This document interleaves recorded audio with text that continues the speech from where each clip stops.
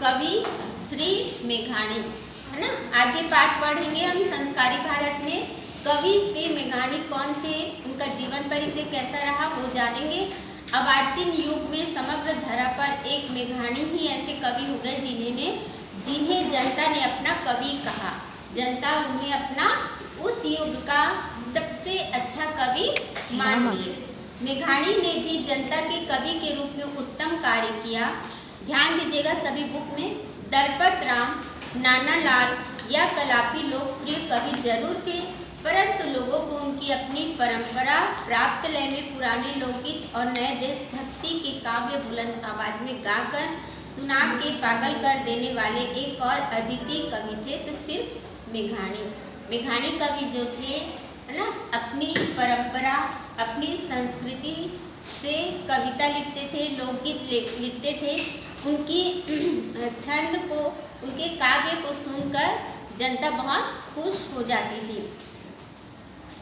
30 की लड़त के समय उन्हें काव्य संग्रह सिंधुड़ा ने जनता को, अंडरलाइन करिएगा, सिंधुड़ा ने जनता को देशभक्ति में ऐसा सूर चढ़ाया था कि सरकार को वह पुस्तक जब्त करना पड़ा।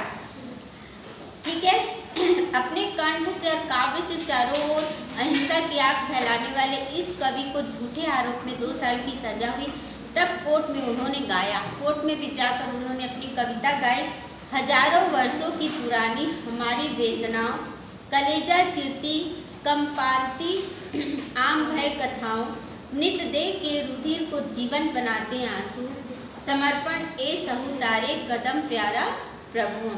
महात्मा गांधी जी गोल में जी परिषद में जाने के लिए तैयार हुए, तब मेघाणी ने लिखा था, छेलो कटोरो झेलनो आपी जजो बापू, सागर पिनारा अंजलि नो ढोलजो बाबू। और गांधी जी ने जब कहा कि इस काव्य ने मेरे मन की भावना को कवि ने व्यक्त की है, तब से मेघाणी कवि न कहकर राष्ट्रीय शायर में गिनती होने लगी। उन्होंने महात्मा गांधी जी के ऊपर भी कविता लिखी, है ना। गांधी जी का मन भी उनके प्रति प्रेम की भावना से भर गया और वो राष्ट्रीय शायर के रूप में प्रसिद्ध हुए।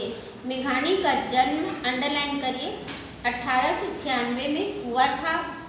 25 साल की उम्र में पैसा कमाने कोलकाता के एल्युमिनियम के कारखानों में मैनेजर बने थे, परंतु 1921 में वतन का मीठा स्वाद सुनकर सुख की नौकरी छोड़कर वे वापस वतन में आ गए।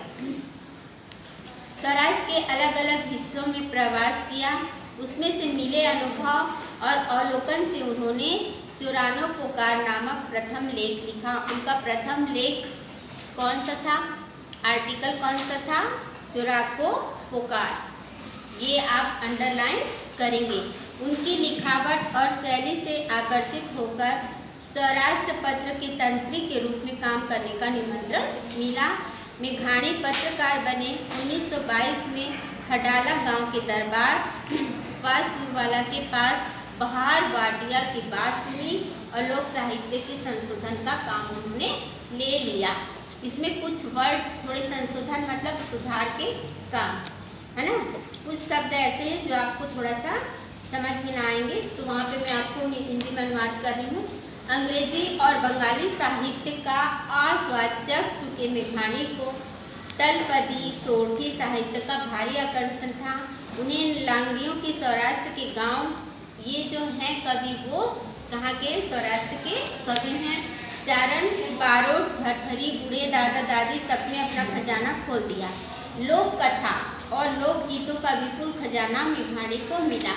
लोक कथा और लोकगीत मतलब जो हमारी परंपरा से जो पुराने लोग गाते थे ना, शादियों में, है ना, कोई खुशी के माहौल में, कोई दुख के माहौल में लोकगीत गाया जाता है, तो उस गीत में से उन्होंने नई रचना की।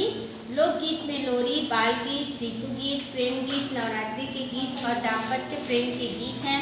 स्वराष्ट्र के खमीर भरे इतिहास को पुनः जीवित करने का श्रेय मेघाणी को जाता है। उन्होंने बहुत मेहनत करके अनेक कहानियाँ जांच कर परख कर बनाई थी। मेघाणी ने दूसरा कुछ न लिखा होता तो इस महाभारत कार्य से उनको जरूर कीर्ति मिल जाती। लोक साहित्य के संपादन के लिए उन्होंने बार बार प्रवास किया। इसमें सोटो ने तीरे तीरे रोस्ठाना खंडे रोमा प्रवास वर्णन के पुस्तक मिले।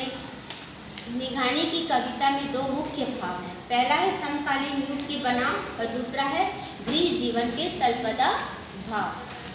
सत्याग्रह, लड़त और उसके वातावरण का प्रतिबिंब उनकी कविता में दिखाई देता है। कोई भी प्रसंग को लोक कला में रजुआत करना उन्हें अच्छी तरह आता था। तलवार वारस, शिवाजी हालरडू आदि सरल भाषा में लिखी हुई लोकप्रिय रचना है। उन्होंने महाकवि रविंद्रनाथ की कई रचनाएं गुजराती में अनुवाद की है। किसकी कविता की अनुवाद की है? रविंद्रनाथ टैगोर की। अंग्रेजी कविता के उनके भावानुवाद असर जैसे ही रमणीय बने हैं। स्वराष्ट्र पत्र में जुड़े उस समय एशियानो कलंक और हंगेरिनो तारणहार जैसे इतिहास के अनुरूप ग्रंथ लिखे।